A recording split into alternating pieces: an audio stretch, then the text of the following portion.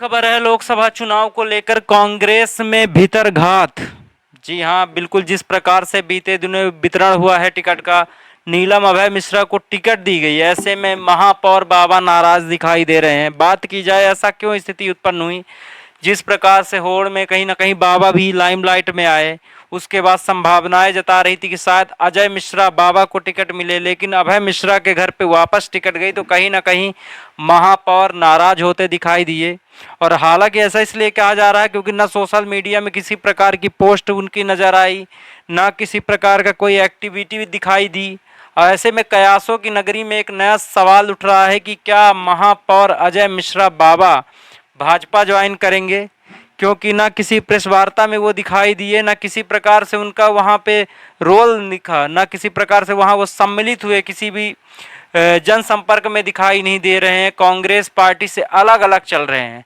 ऐसे में भारी संभावना जताई जा रही है कि हो सकता है अजय मिश्रा बाबा कांग्रेस से भाजपा की दौड़ में चले जाएं। हालांकि पहले भी ये बात उठी थी कि शायद महापौर बाबा जाएं, लेकिन टिकट की आस में वो रुक गए थे, शायद इसी वजह से वो कांग्रेस में रुक गए थे।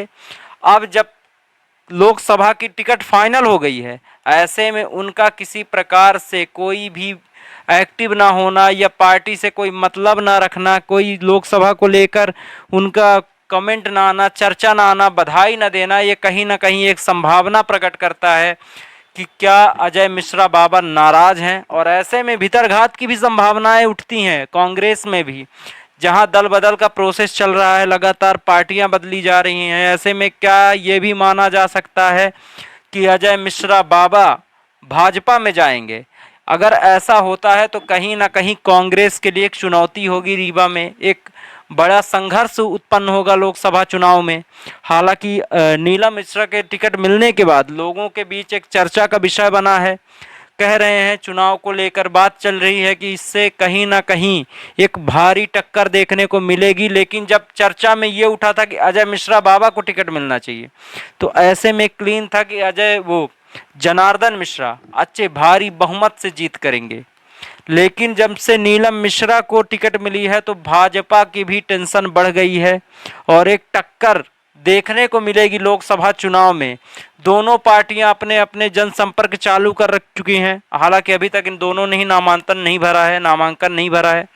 ऐसे में कयास लगाए जा रहे हैं कि दोनों के बीच अच्छी टक्कर देखने को मिल सकती है। संभवतः चुनाव किसी भी पक्ष में जा सकता है, कांग्रेस में भी जा सकता है, भाजपा में भी जा सकता है, लेकिन हाँ, रीवा में इस बार लोकसभा की टक्कर भरपूर देखने को मिल सकती है। अगर भीतरघात नहीं हुआ तो संभवतः जिस प्रकार से कांग्रेस पार्टी है, इसमें भीतरघात होना आम बात है।